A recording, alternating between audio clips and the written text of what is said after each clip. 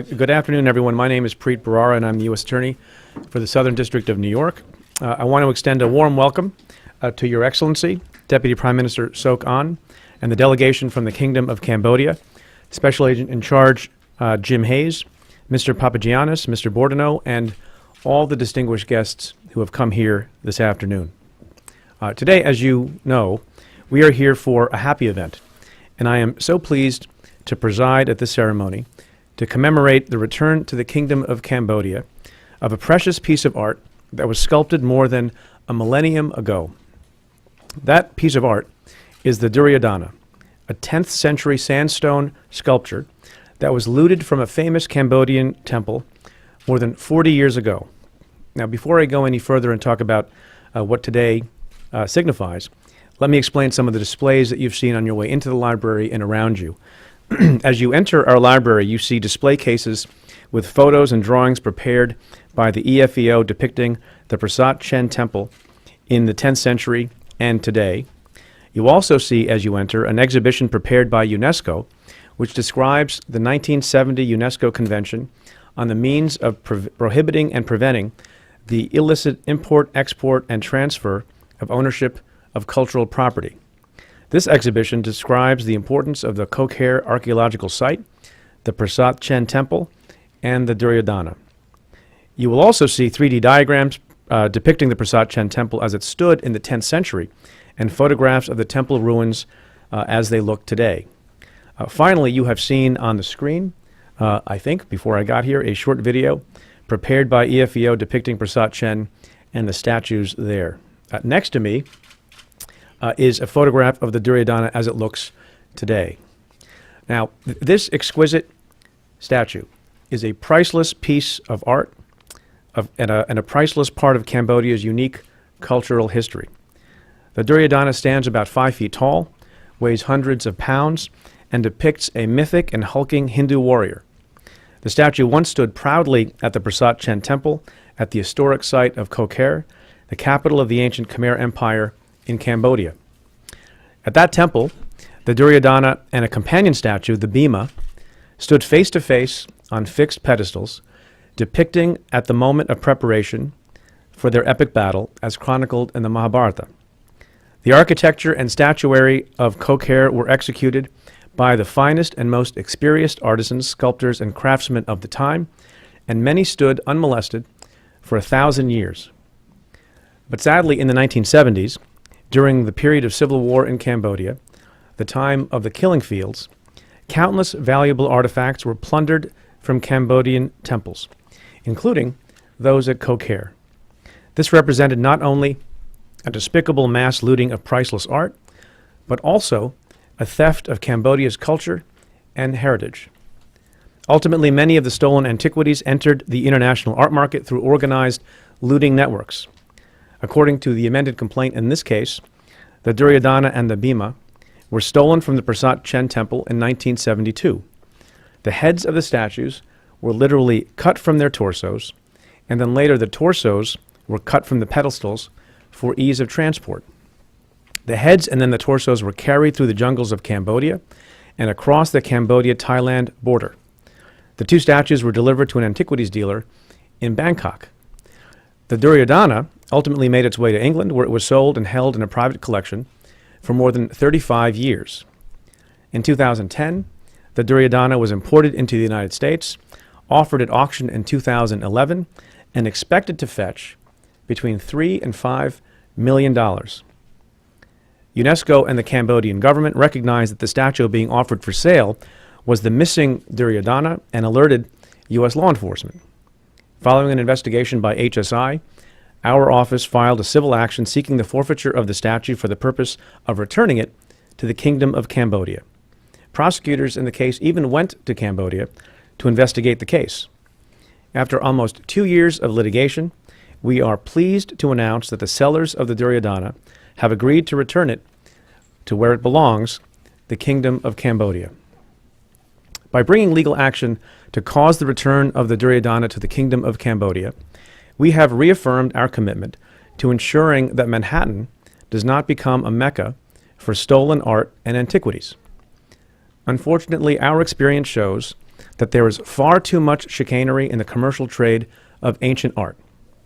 This story ends well, but too many stories of plunder do not. And so my view is this: everyone who collects and curates and cares about art needs to be a part of the solution, not the problem. And it is my fervent hope that every stakeholder in the art world will be vigilant, will heed red flags, will support doing what's right when it comes to reuniting priceless stolen artifacts with their rightful owners. In fact, the forfeiture action undertaken in this case has already had a salutary domino effect. It has made other museums and institutions aware of the widespread looting of the Prasat Chen Temple and led some of them to voluntarily agree to return other priceless pieces to the Kingdom of Cambodia stolen from the same temple. And that is good news, I think, for everyone. Now, before turning the podium over to some of my colleagues, I want to thank our partner, Homeland Security Investigations, for its excellent investigative work on the case, particularly Special Agents Fong Chan, Brent Easter, and Daniel Brazier. I would also like to thank UNESCO for its invaluable assistance. I must commend Eric Bourdineau, historian and archaeologist from the EFO, whose field research confirmed that the statue up for sale in New York was, in fact, the missing statue. Finally, I want to thank the assistant U.S. attorneys in my own office and the staff from my own office who worked on the forfeiture case. They are Sharon Cohen-Levin, the chief of the Money Laundering and Asset Forfeiture Unit, assistant U.S. attorneys Alex Wilson, Sarah Paul, and Christine Magdo, and paralegal Christina Lopresti.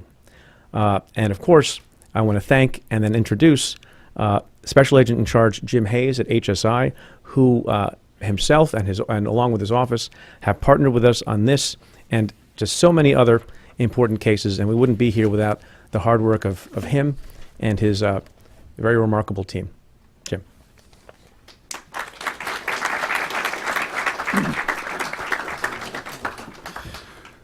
Thank you, Preet, for that very generous introduction and for hosting this special event today.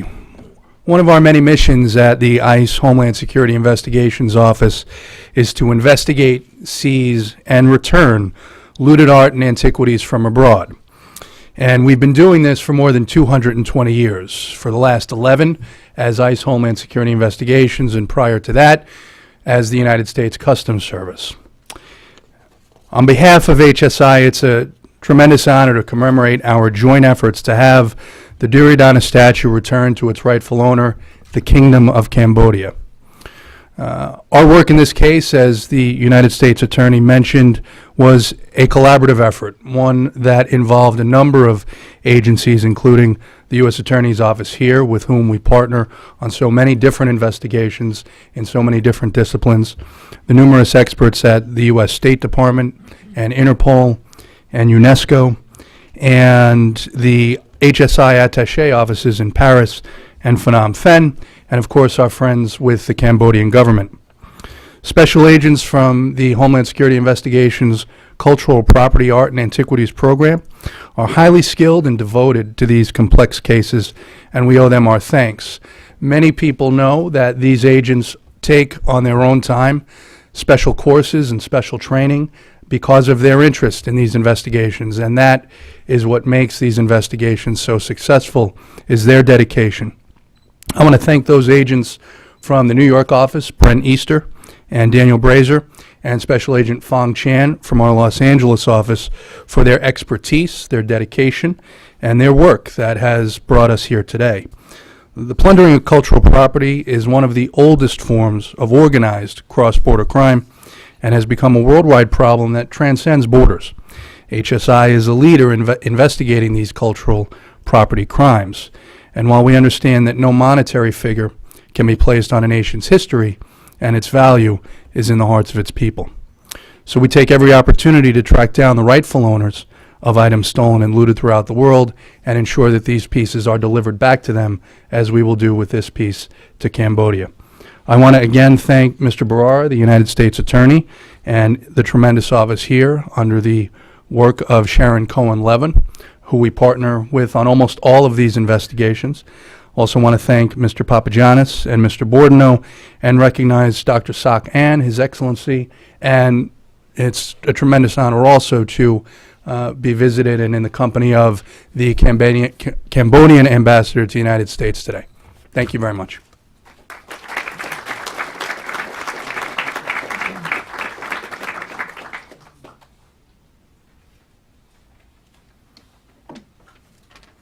And now it's my honor to bring to the podium Mr. Papagiannis from UNESCO.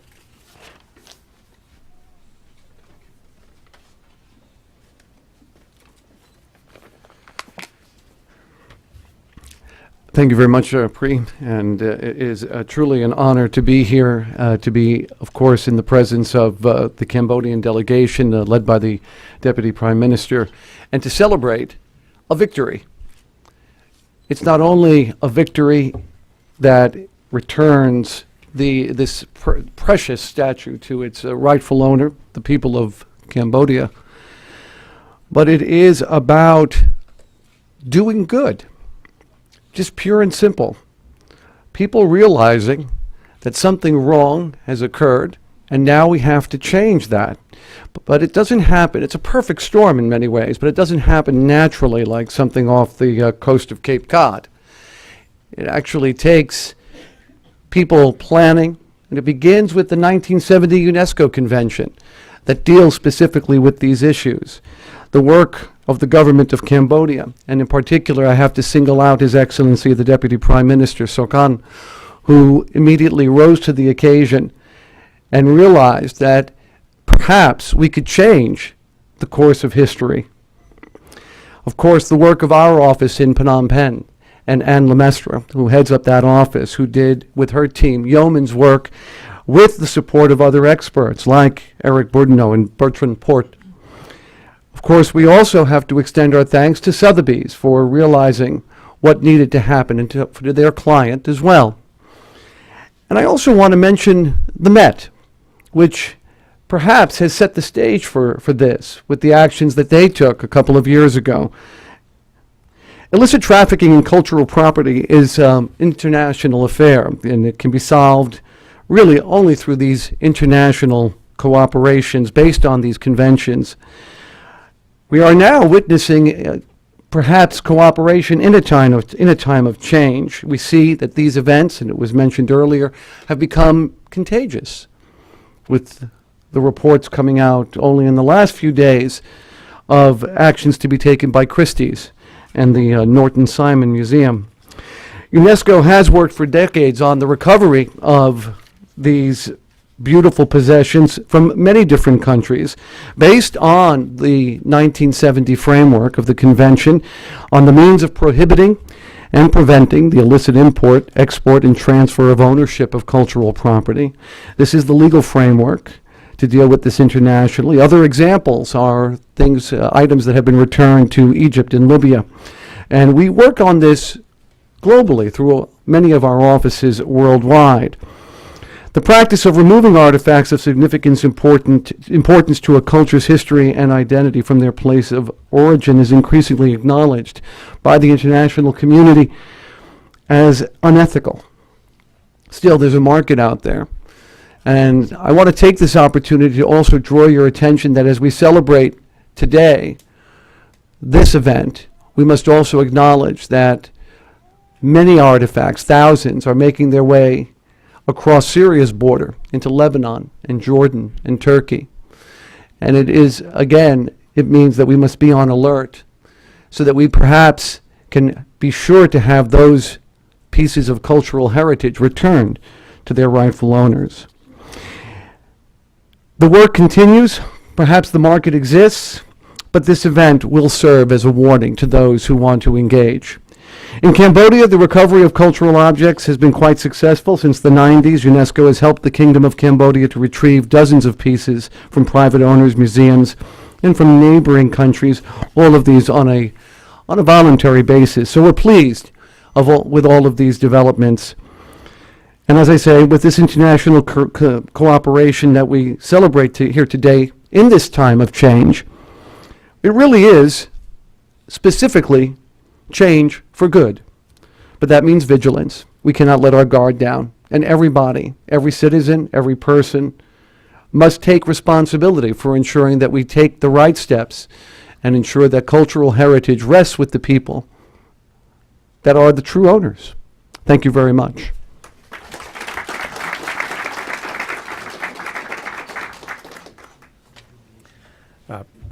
Thank you for those remarks. I know they resonate with everyone who is sitting here and everyone who hears about today's proceeding. I now want to call to the podium noted historian and archaeologist and one of the most important sleuths in this case, Eric Bourdineau.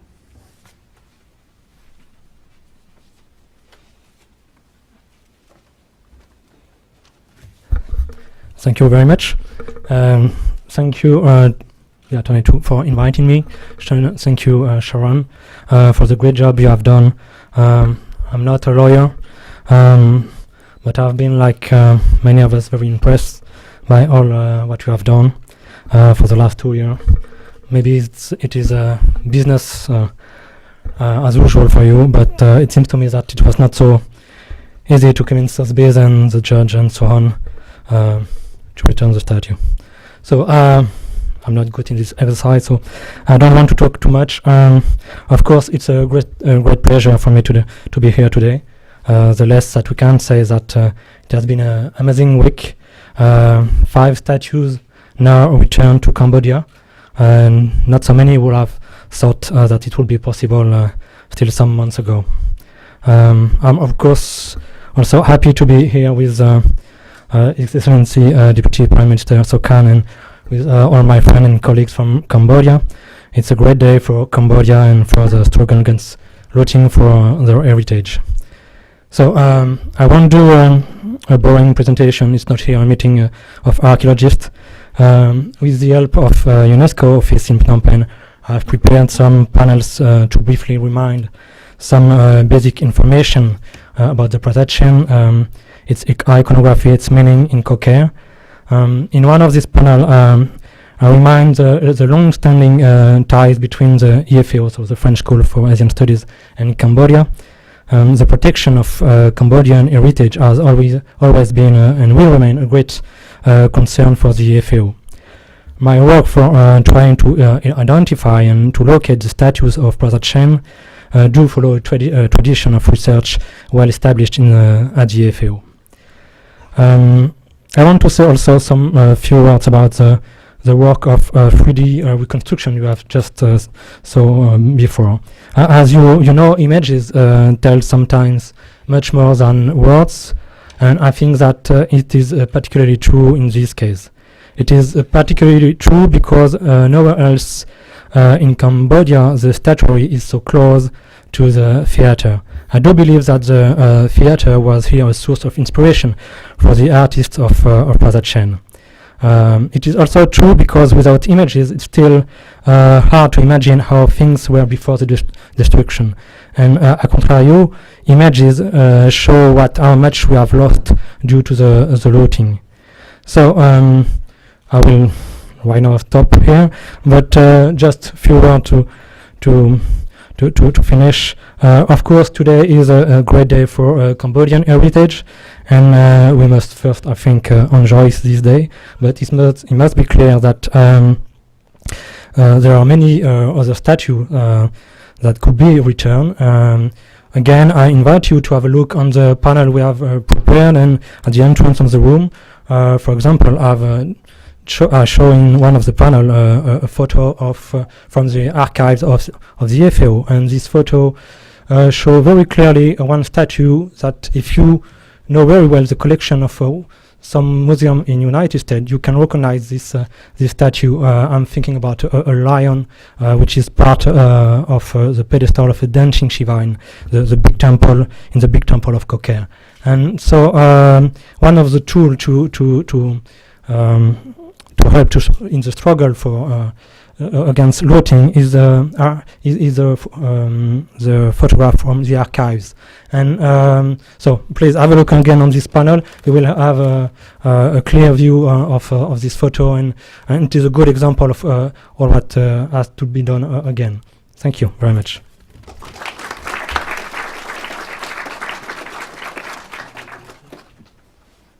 Thank you very much. And obviously, this event that we commemorate today is important for a lot of people. It's important for the precedent it sets. It's important for the art world, but it's most important, as has been said multiple times already, for the people of Cambodia. And so I want to welcome to the podium His Excellency Dr. Sok-an from Cambodia.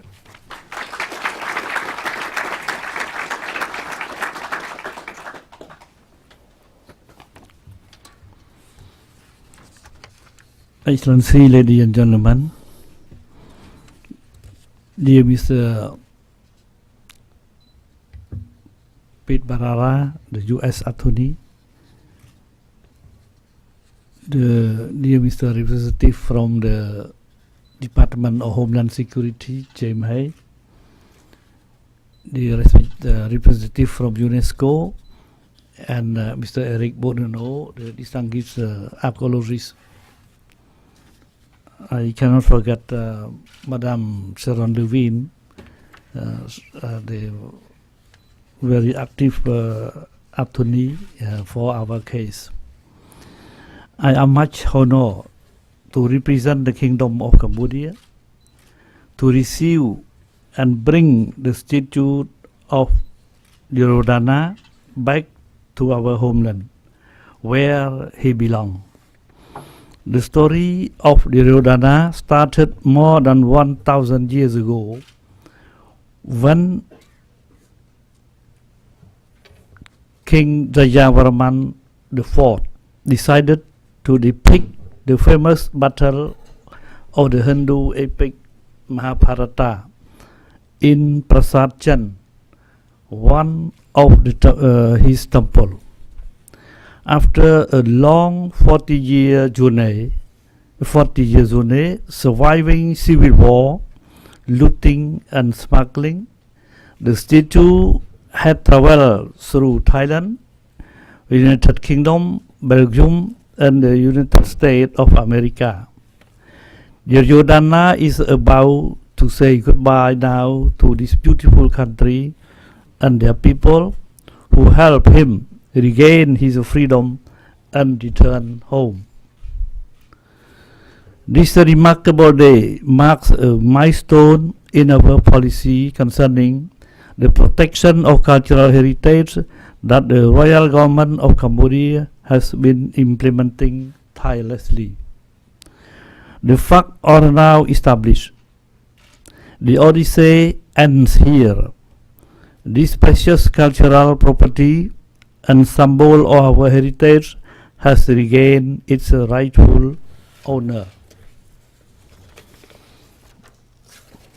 We are honored and delighted to officially receive the statue at this moment. On behalf of the people and the Royal Government of Cambodia, led by Prime Minister Samdech Hun Sen, I would like to express my deepest appreciation to all the parties concerned for their respective contribution to such a great achievement. Also, our warm congratulations go to all those who, throughout the investigation process and litigation before the United States District Court for the Southern District of New York, have ensured the strict enforcement of legislation on illicit trafficking in cultural property. Their professionalism was exemplary and they deserve respect and praise. Excellency, ladies and gentlemen, I would like to start by thanking Mr. Simon Warak, who was over 10 years the first to find a link between the statue of Bhima currently in exhibit in the Northern Simon Museum in Pasadena, California, and its pedestal at the Prasad Chand Temple in the remote site of Koh Kae in the northern part of Cambodia. Taking this opportunity, I have the great pleasure to share with you that the Royal Government of Cambodia and the Northern Simon Museum in Pasadena has just reached an agreement to return Bhima to his birthplace. I would also like to congratulate the FAO, especially Mr. Eric Bodano and Mr. Bertrand Porte for their incredible work on the statue of Prasad Chand that could definitely help demonstrate the Cambodian right to the statue of Duryodhana.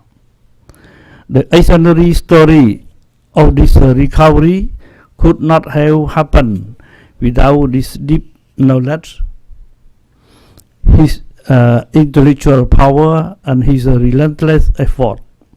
We do not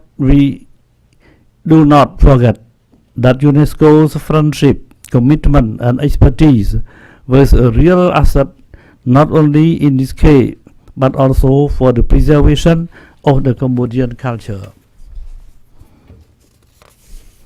Moreover, the main architect of this success was the U.S. Attorney Office for the Southern District of New York, particularly Mrs. Sharon Levin, Chief of Money Laundering and Asset Forfeiture Unit, and her team, as they have been so exceptionally flexible, dedicated, and stringent. We strongly value her cooperation, patience, and effectiveness. My thanks also go to the investigation team of the U.S. Department of Homeland Security for their hard, constructive, and complex work, and here represented by distinguished Mr. James Hay.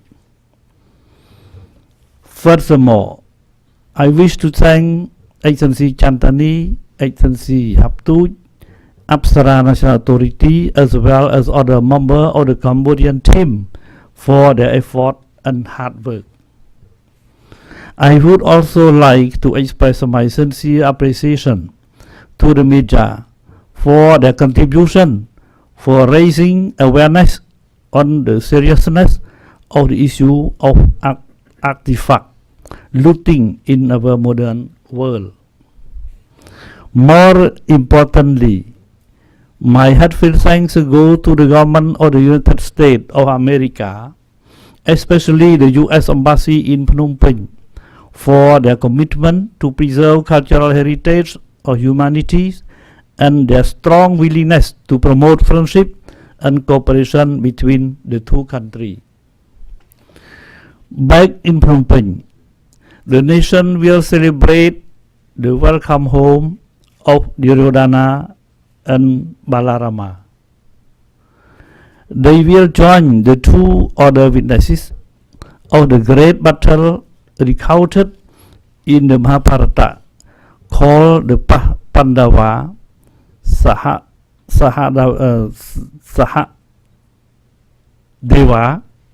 and Nakula, whose effigy recently returned to Cambodia last June on the occasion of the 37th session of the World Heritage Committee that I have the honor to chair, through the generosity and contribution of the Metropolitan Museum of Art. For the interest of universal visitor, our National Museum will recreate the similar scenes of the duel fighting between Bhima and Duryodhana from Prasad Chand in Kokai Temple Complex, showing all the 9 pedestals with their respective return and mark still missing statue. Because there is a scene of 9 statue that you can see here. Yes. So we will create this similar scene in our National Museum.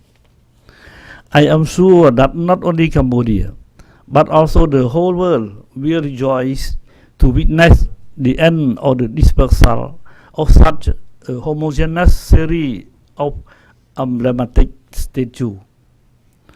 Consequently, they will once again return home as a part of a set that is seen as the pinnacle of universal art in sculpture.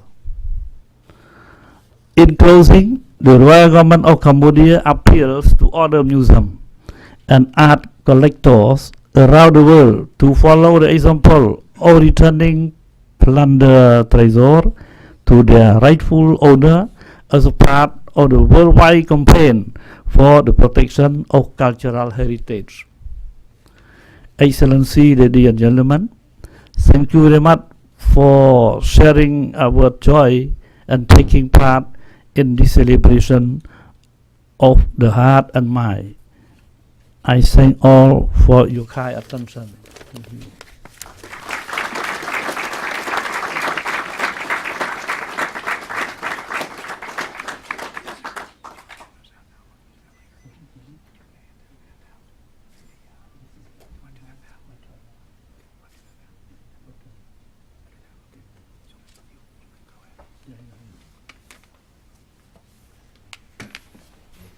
See, during this very precious occasion, I think this is a very good opportunity that in the name of the Royal Government of Cambodia, I have the honor, you see, to bring the decoration, you see, from the Kingdom of Cambodia to our friend, you see, to those who has contributed to this return and handover of artifact back to Cambodia.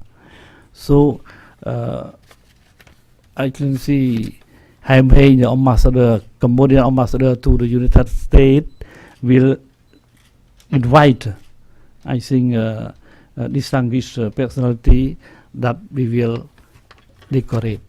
Please, I can see Haim Hei. Bạch mơ vào group ấy còn mơ được chung không mong, chung chung.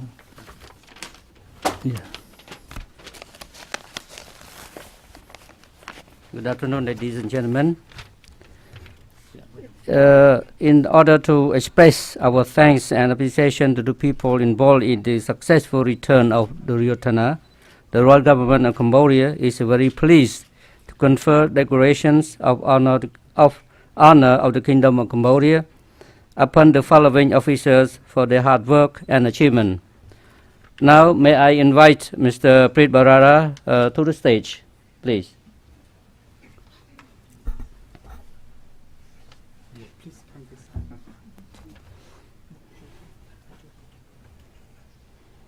This is the first rank of decoration of the Kingdom of Cambodia.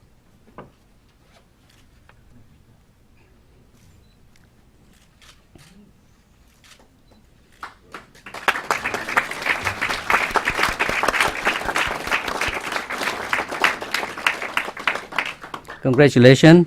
Next, may I invite Mrs. Sharon Cohen-Levin to the stage.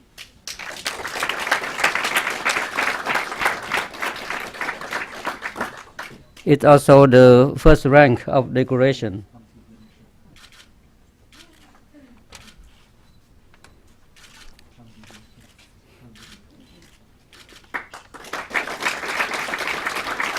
Now may I invite Mr. Alexander Wilson to the stage.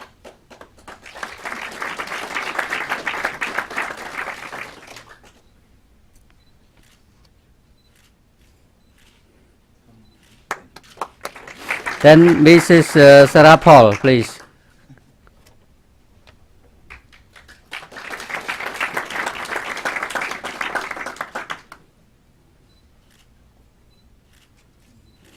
And next, Mrs. Christine Magdo.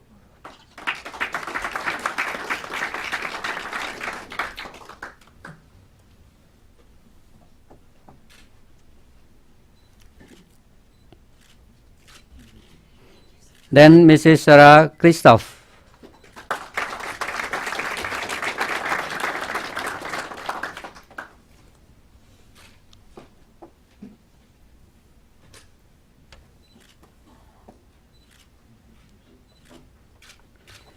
Mr. Eric Bottono.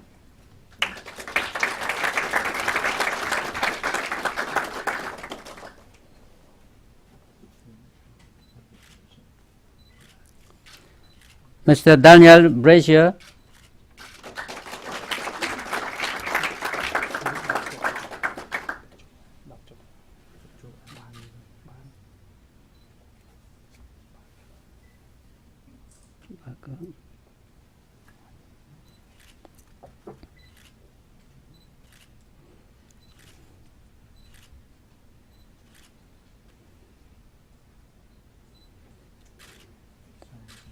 Mr. Branston Easter.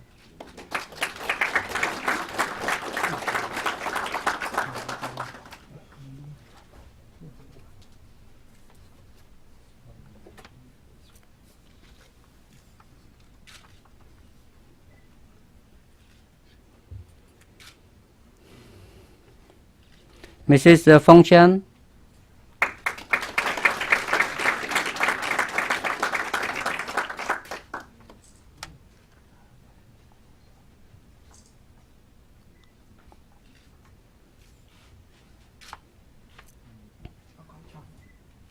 And last but not least, Mrs. Christina Lopresti.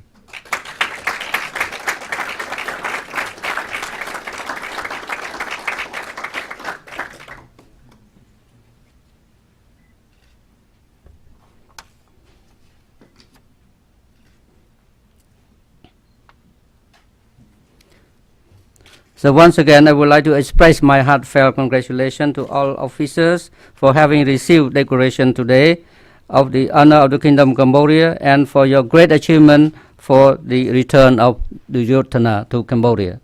Thank you so much.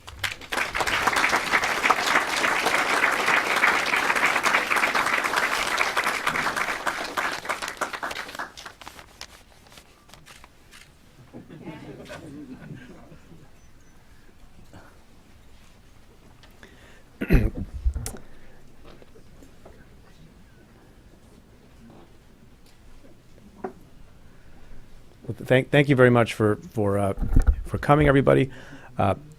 If there are questions, I'm sure that all of us would be happy to answer them, although I would remind you that it is not appropriate to ask difficult questions after we have been honored by the Deputy Prime Minister of Cambodia. Yeah. I don't know if this is a difficult question. Ralph Blumenthal from the New York Times. Mr. Minister, where is your government going to go next to recover additional treasures? And are you specifically asking for the return of objects from the Cleveland and Denver museums? And what other pieces might you be seeking? Thank you.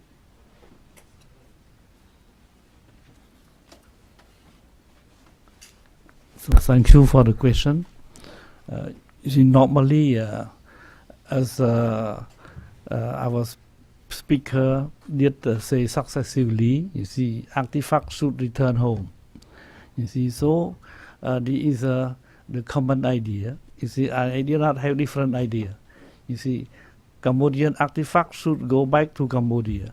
Yes, and how to work on that, I did discuss. I think the issue very well with I think Mr. U.S. Attorney, Mr. Barara, and Madam Sharon Levine. You see, so we will follow. You see the due procedure. Yes. So this is my idea. Thank you.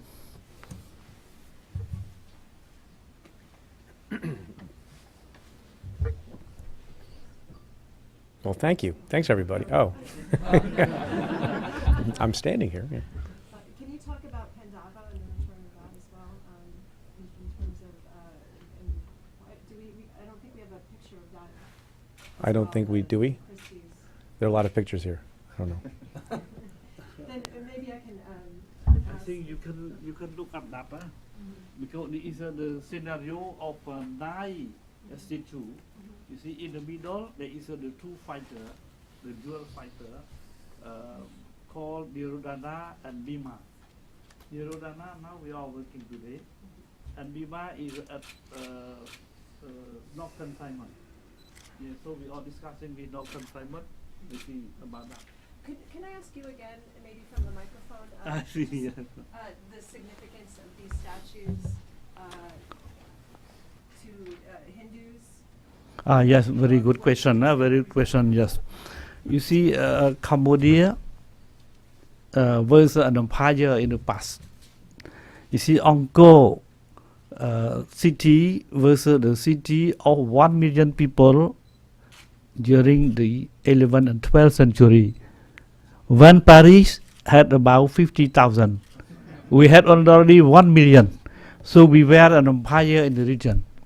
Yes. So you can imagine, you see, what the empire can do. You saw the civilization was very high, the culture was very high, and left behind for us a very important heritage. Some of them became World Heritage already, such as Angkor Wat, such as the Preah Temple. Myself, I led the delegation, and we succeed to inscribe the Temple of Preah as a World Heritage due to the support, very warm support from the U.S. delegation.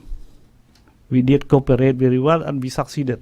Very difficult process due to the opposition from some country, but we succeeded. Yes. And then, what is the significance of this statue? You see, Cambodia in the past, we adopted Hinduism. Some experts said that Hinduism flourished in Cambodia because the temple, the Hindu temple, the temple built in Cambodia by the Cambodian people were much more beautiful, more great than the temple in India itself. You see, Angkor Wat is a one of the wonder in the world. Yes, Angkor Wat is we can say a lot of world record in Angkor Wat. You have the water reservoir dig by the man-made. You see 8 kilometers long and 3 kilometers with the biggest in the world. You see the man-made reservoir of water. We have, for example, the longest Buddha of the world, 73 meter Buddha, very long, in Angkor. You see, so Angkor is the site of world record. Many things were got world record in Angkor.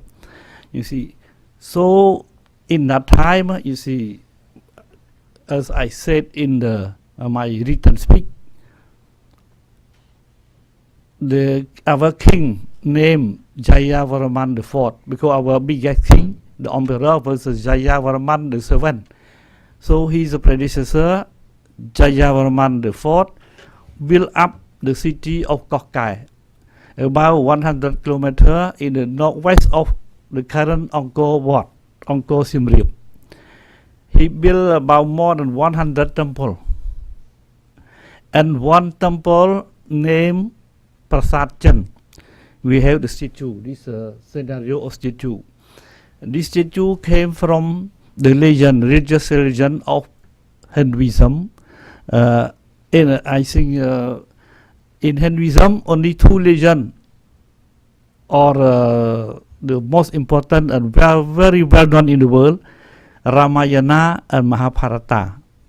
In Mahabharata, there is a story, you see, of the battle, the war between the 2 dynasties, the Pandava and the Kaurava. You see, here you have 5 princes from Pandava and 1 prince from Kaurava. 1 prince from Kaurava doesn't mean that Kaurava have no prince. Kaurava have hundreds of princes. But this Duryodhana is the most powerful prince from the Kaurava. So during the battlefield, he fled the battlefield, you see, and he hid out in the bottom of the water. But finally, you see, the Pandava succeeded to fight him out and call him for duel. So very just battlefield. Who win will take the rank, will become king. You see, so the 2 dynasties, Pandava and Kaurava, come to the duel with the witness of 7 observers, including one actor, principal actor, means Krishna, that is the incarnation of Lord Vishnu. And you know Vishnu is a very top god in Hinduism. You see, so that's why here you have